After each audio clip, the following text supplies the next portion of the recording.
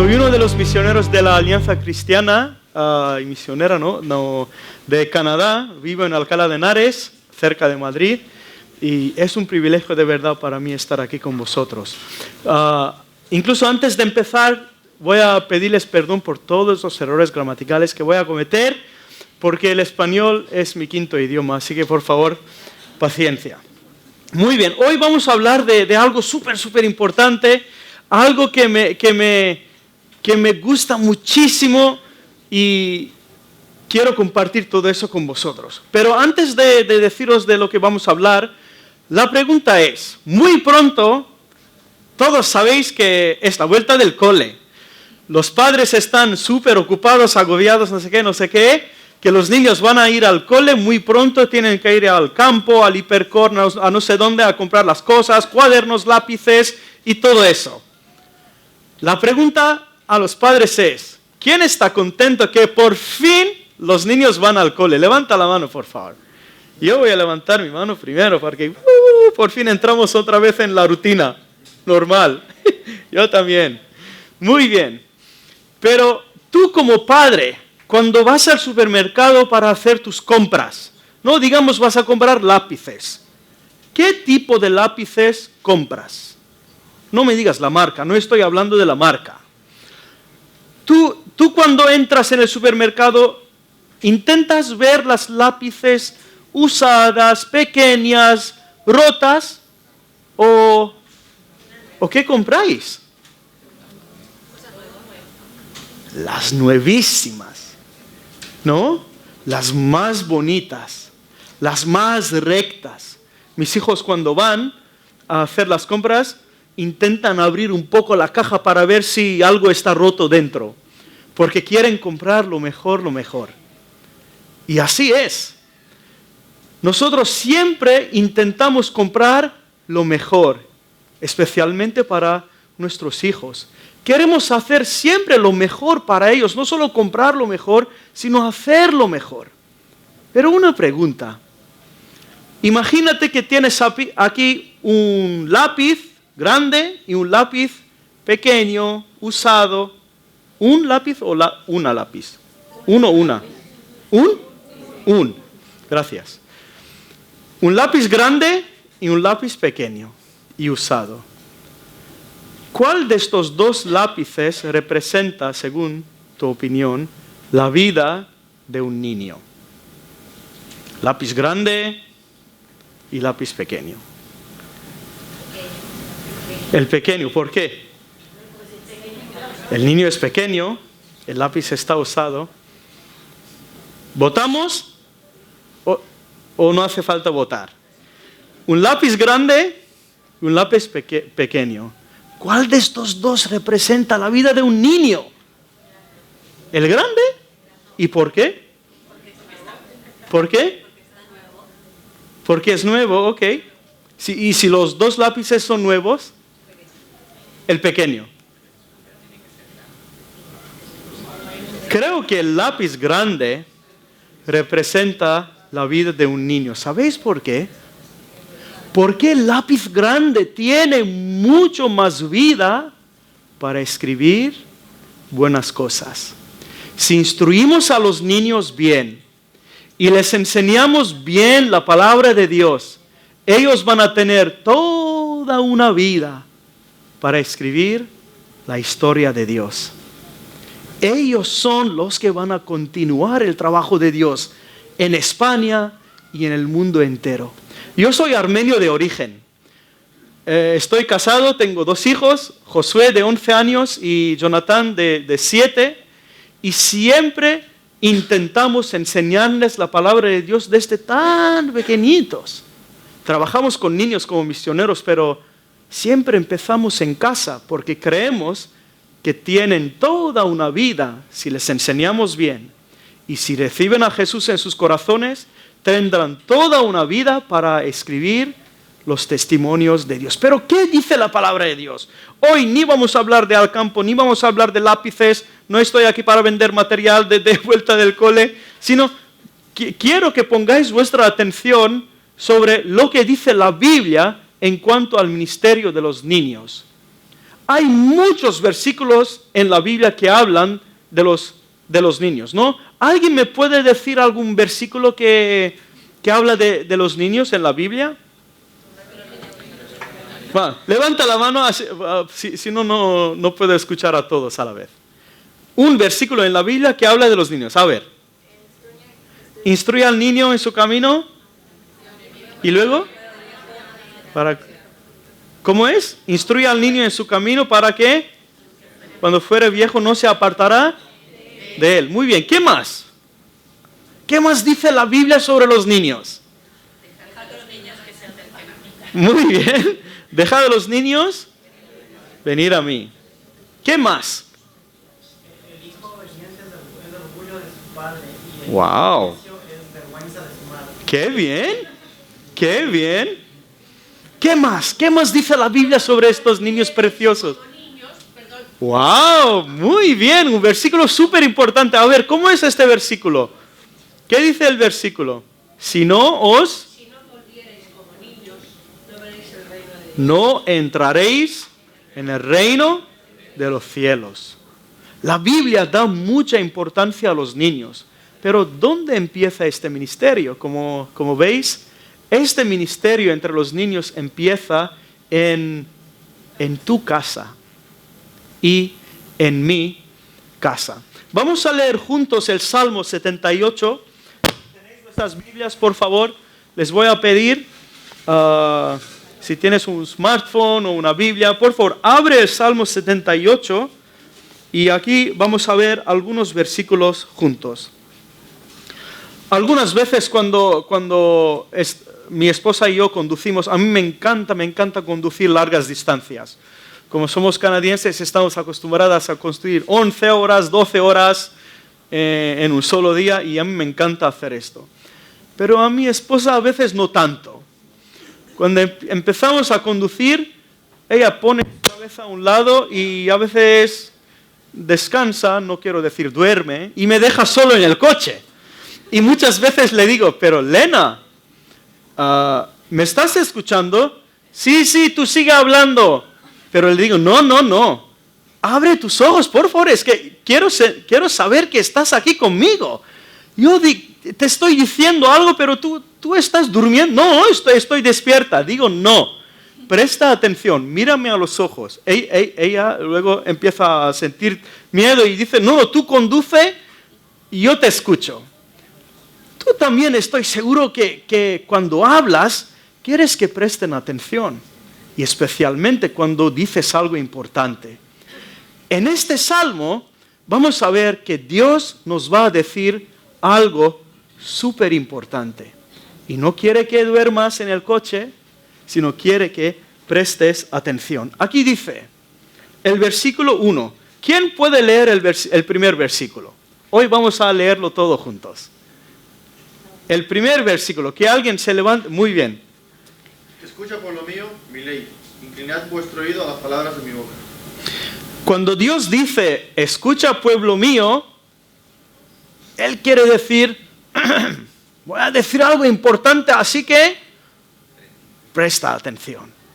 Y cuando Dios dice esto, entonces sí que va a decir algo serio. Nosotros muchas veces bromeamos, decimos, presta atención, pero decimos una tontería, ¿no? Solo para reírnos, pero no, Dios no es así. Cuando dice, escucha, pueblo mío, ¿y quién es el pueblo de Dios? Tú y yo. Tú y yo. Dios está hablando a ti hoy porque quiere decirte algo muy importante. Y luego, el segundo versículo dice lo siguiente. Otro voluntario, por favor. Versículo 2. Abriré mi boca en proverbios, hablaré cosas escondidas desde tiempos antiguos. Muy bien. En los días del Antiguo Testamento, ¿la gente tenía internet? ¿Tenían wifi? ¿Tenían, no sé, El País, La Vanguardia, estas cosas? ¿Periódicos tenían? Nada. Pero ¿cómo se difundía la palabra? De boca a boca. Tú sabías algo, le decías a tu vecino, ¿te has enterado? Oh, vale, muy bien. Y él pasaba esta noticia a los demás. Hoy en día, incluso en Medio Oriente, en Siria, en el Líbano, en Afganistán, en estos países, todavía este método funciona muy bien. Mejor que el WhatsApp, imagínate. La gente tiene la costumbre de contar historias a los demás. Y uno cree en el otro. En los días del Antiguo Testamento era exactamente así. Y Dios aquí dice que yo también voy a abrir mi boca y les voy a contar cosas en proverbios y les voy a revelar cosas que vosotros no sabéis. Pero ¿qué quiere revelar Dios a su pueblo? Les dice, no te duermas, presta atención porque te voy a decir algo importante. Pero ¿qué es lo que quiere decir? Él habla de un privilegio que tiene su pueblo. Pero ¿qué privilegio es? Versículo 3. ¿Quién me puede leer este versículo, por favor? Alguien de este lado ahora. Las cuales hemos oído y entendido que nuestros padres nos Nos las contaron. El privilegio que Dios menciona aquí es lo que tú has escuchado de los padres. Pero ¿qué hemos escuchado de nuestros padres? ¿De qué privilegio se trata? Ya les he dicho que yo soy armenio, pero he nacido en el Líbano. Es una larga historia. Porque en 1915 los turcos vinieron a Armenia y cometieron el genocidio de los armenios.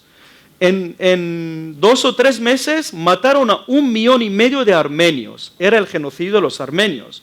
Por eso los armenios ahora están esparcidos en todo el mundo. Hemos perdido 90% de nuestra patria. Ahora solo nos queda el 10%. Y por eso he nacido en el Líbano, así que tuve que aprender árabe y vivir con ellos. Pero el año que nací empezó la guerra civil del Líbano, que duró más de 15 años. Yo nací en la parte occidental de la capital. Pasa algo aquí, no sé qué estoy haciendo. Mi padre no pudo venir a verme en el hospital. Era un caos. ¿La batería? Creo que cambiamos.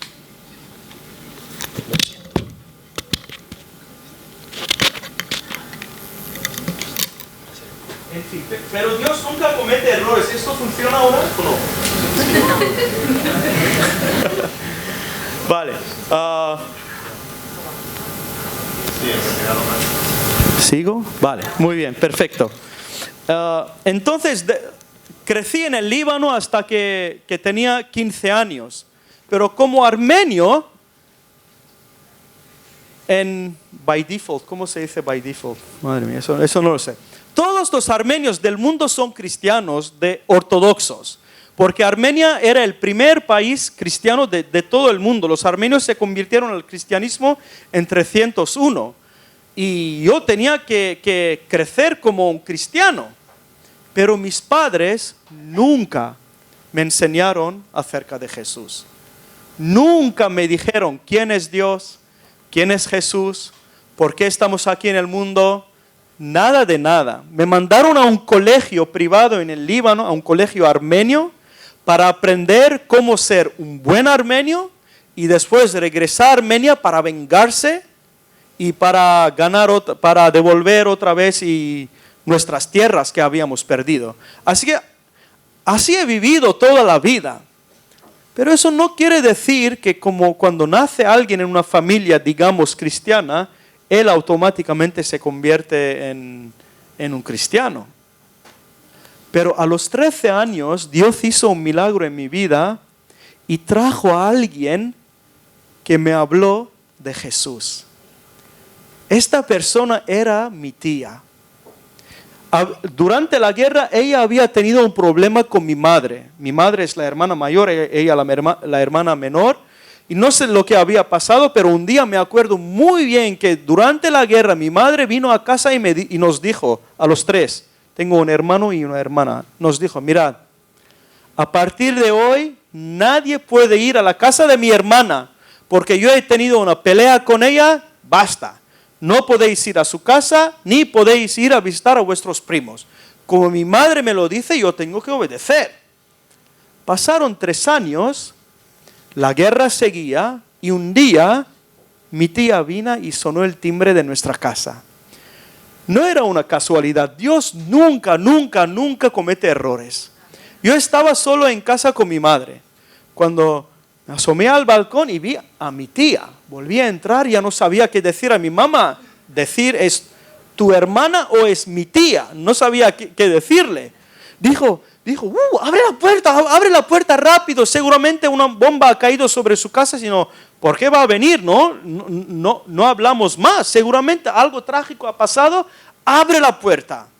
Mi tía subió a nuestra casa y la primera frase que dijo era esto: acabo de salir de una iglesia y he recibido a Jesús en mi corazón.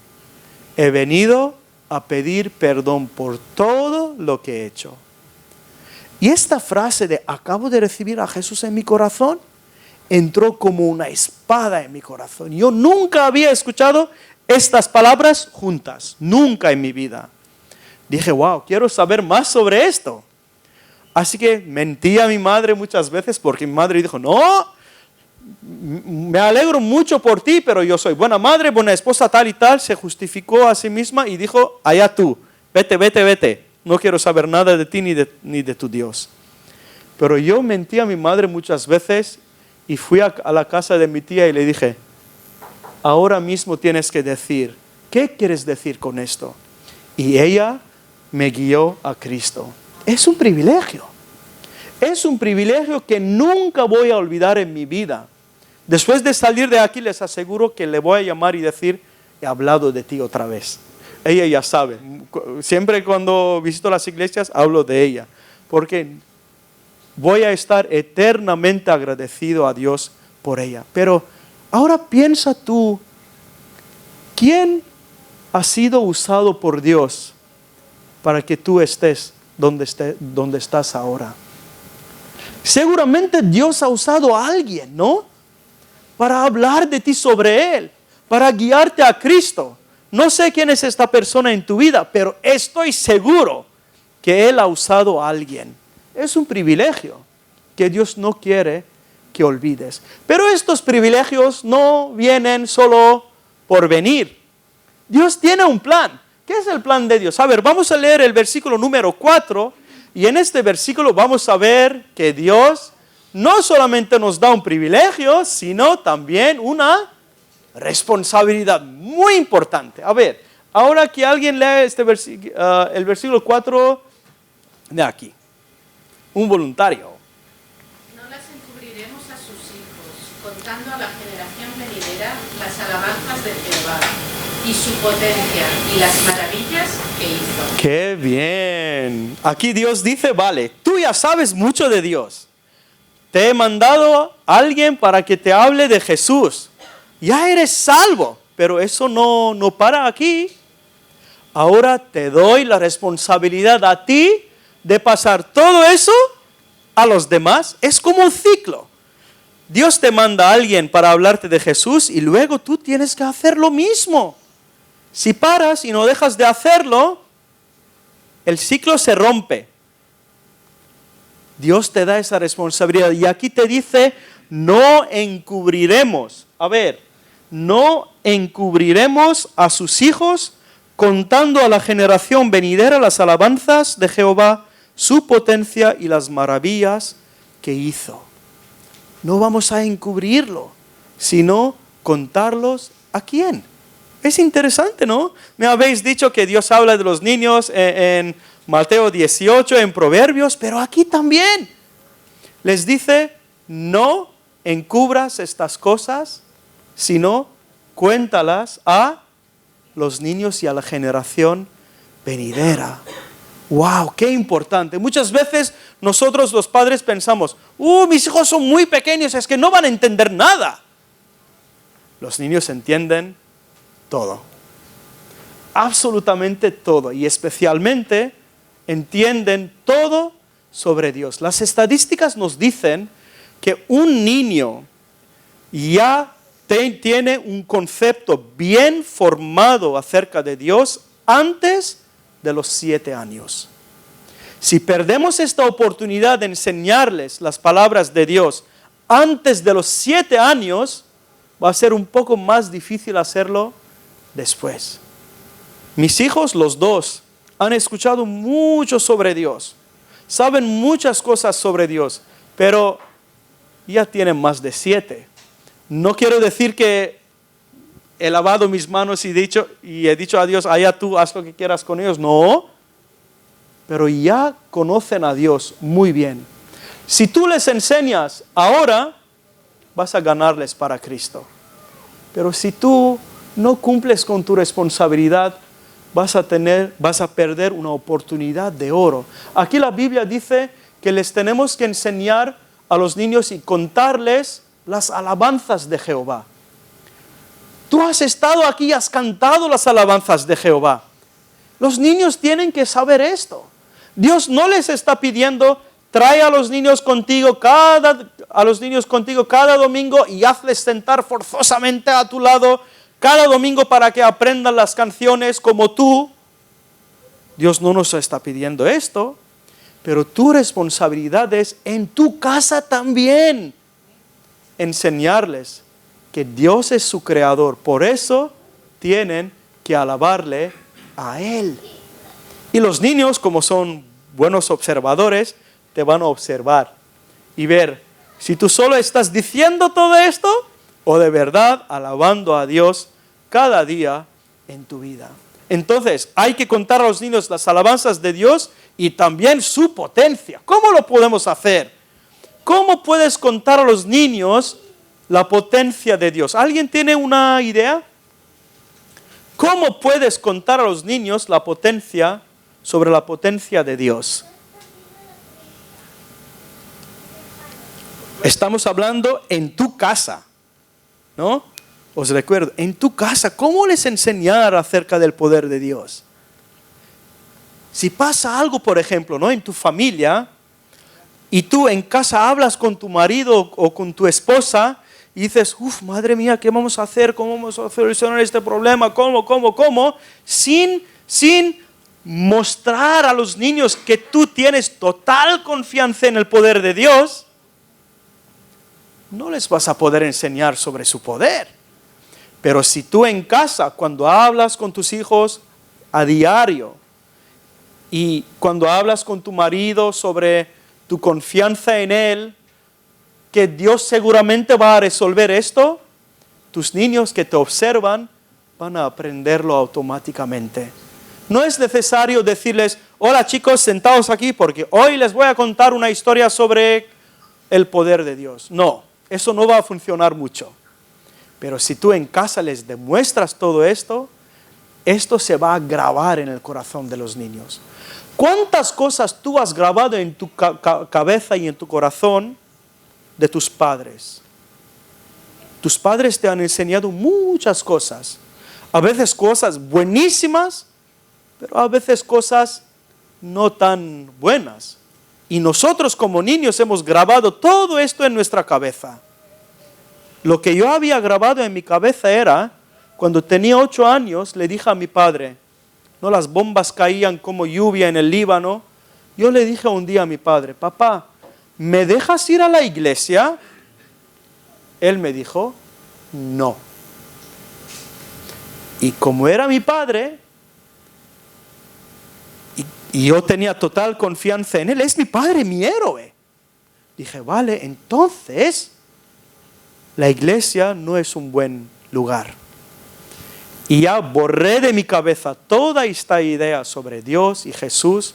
Dije, como mi padre no está contento con esa idea que tengo de ir a la iglesia, entonces me voy a olvidar de esto completamente. Y eso es lo que pasó conmigo.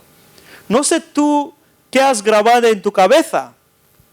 No sé lo que te enseñaron tus padres. Pero hoy estamos aprendiendo que todavía tenemos muchas oportunidades más de enseñarles a los niños sobre su potencia y también sobre sus maravillas. Dios hace muchas maravillas, pero déjame preguntarte, ¿tú crees en eso? ¿Tú crees que Dios puede hacer lo imposible en tu vida? Si tu respuesta es sí, tus niños también lo van a ver y aprender de ti.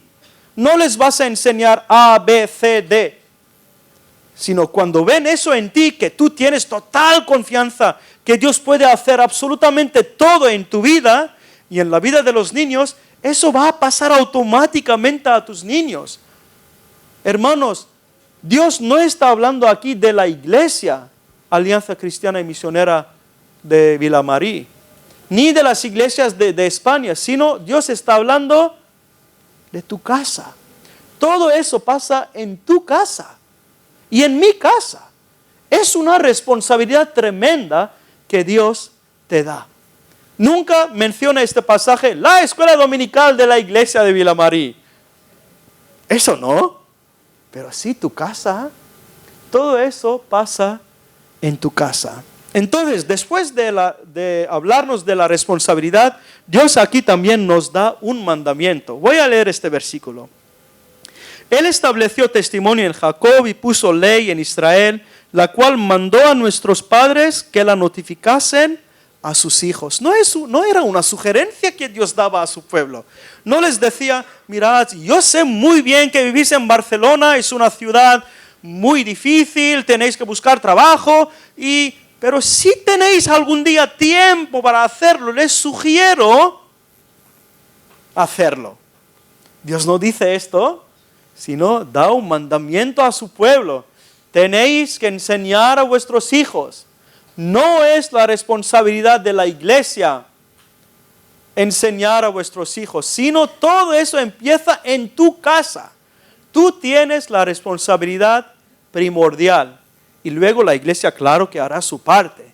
Pero Dios te manda a ti enseñar a tus hijos. En primer lugar, Dios manda a los padres. ¿Mis niños son los niños de quién? ¿De la iglesia? No. ¿Van a la iglesia conmigo? Sí. Y yo estoy muy contento por eso, sí, pero ¿son los niños de los vecinos? ¿Son los niños de un misionero que vive por ahí? Son mis niños. Tus hijos son tus hijos. Tú como padre, tú como madre, tienes que enseñarles. Algunas ideas. Cada noche antes de dormir, nosotros oramos con nuestros niños. Seguramente muchos de nosotros lo hacemos. Pero muchas veces yo les hago 2 preguntas. Cada noche antes de dormir. Les digo esto. Hijos, Josué y Jonathan, por separado. Josué, dime una cosa que te puso muy contento hoy. Y él me dice, eso pasó conmigo, alguien me regaló algo, o no, mis amigos me dieron esto, o alguien me dijo gracias. Le digo, muy bien. Y ahora dime algo que no te puso muy contento, que te entristeció un poquito. Es que mi hermano, bla, bla, bla, bla, y empieza a quejarse. Le digo, vale, muy bien. Ahora, antes de dormirte, vamos a orar. Y tú vas a dar gracias a Dios por lo que te puso contento. No, vas a dar gracias por tu amigo que te dijo gracias. Y luego te voy a pedir que ores por esta cosa que te entristeció un poco. Y él se da cuenta, wow, ¿de eso también puedo hablar con Dios? Y luego voy a hablar con Jonathan, que tiene 7 años, y le digo lo mismo. Claro que él tiene otras ideas, no es como su hermano, pero él me da su respuesta. Lo que le puso contento es muy diferente, y lo que le hizo triste es algo que no tiene nada que ver con su hermano. Y así los niños aprenden en la casa primero. Y luego es la responsabilidad de la iglesia también. Vuestra iglesia de Vilamarí tiene una responsabilidad muy grande de enseñar a vuestros hijos. ¿Eso cómo se hace? No solamente funciona así que yo tengo deseo de enseñar a los niños, me apunto y les enseño algo. Hay que formarse y capacitarse para eso. Y de eso hablaremos más tarde. Así que es la responsabilidad de la iglesia local y también es la responsabilidad de todos los creyentes, sin ninguna excepción. Porque Jesús dijo a todos, id por todo el mundo y predicad el evangelio a toda criatura. Tú no puedes decir, este versículo es solo para los misioneros, para los pastores, no. Menos mal que Jesús no especificó. Dijo, id todos, a todo el mundo, y predicad el evangelio. Y este es el plan de Dios que tiene para ti. hacer exactamente lo que te pide. Aquí dice, el versículo 6, para que lo sepa la generación venidera y los hijos que nacerán y los que se levantarán lo cuenten a sus hijos, a fin de que pongan en Dios su confianza y no olviden de las obras de Dios, que guarden sus mandamientos. Dios tiene un plan para este mundo y te da la responsabilidad de hacer su parte en su plan. Predicar a los demás, compartir el evangelio a los demás y especialmente con los niños, y luego Dios revela su propósito y dice, todo eso lo quiero que hagas, ¿por qué? Para que la generación venidera no se aleje de mí. Para que sepa la generación venidera lo importante que es obedecerme a mí. Tú tienes que elegir dos cosas. O confías en lo que Dios dice y a partir de hoy mismo cambias tu actitud, cómo haces las cosas en casa, o dices, es muy difícil, yo no tengo ni la menor experiencia, no voy a hacer que otros se ocupen en la educación espiritual de mi niño. Tú tienes que elegir hoy mismo. Dios te revela su plan, te revela su propósito, pero también aquí te da en el último versículo que vamos a leer una terrible posibilidad. Puedes decir sí o no a lo que acabas de escuchar, pero Dios te revela una terrible posibilidad que es esto. Todo esto quiere que hagas para que no sean los niños como sus padres, que eran una generación contumaz y rebelde, generación que no dispuso su corazón, ni fue fiel para con Dios su espíritu. Los niños de hoy son el futuro de nuestros países. Tus niños quizás son el futuro de esta iglesia, de Cataluña, de Barcelona, de España, de tu país de origen. Si tú no les enseñas hoy, quizás mañana será tarde. Así que como estos versículos les animan, yo también les animo de todo corazón a obedecer a lo que Dios te ha dicho hoy y empezar a partir de hoy a cambiar las cosas en casa, a prestar más atención a los niños y a sus necesidades espirituales. Ellos son como esponjas. Usa esta oportunidad de llenarles con la palabra de Dios, con toda naturalidad, sin forzarles, y verás cómo va a cambiar sus vidas. Josué, mi hijo mayor, recibió a Jesús cuando tenía 4 años y sabía muy bien que era pecador. Yo le pregunté, pero Josué, ¿tú admites que eres pecador? Pensaba que me iba a decir no. Él me dijo sí, pero ¿cómo lo sabes? Es que un día he empujado a mi amigo en el cole. Vale, bien, pero se da cuenta que ha hecho algo malo. Pero Jonathan, hasta los 5 años me decía, no, yo no soy pecador, no, pero por fin a los 6, cuando tenía 6 años, él también recibió a Jesús en su corazón. Yo confío totalmente en eso. Los niños están listos.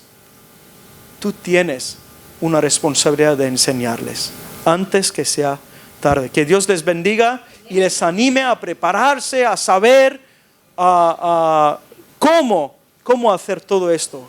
Creedme, funciona muy bien, pero tú tienes que hacerlo en tu casa y nadie más puede hacerlo. Que Dios les bendiga.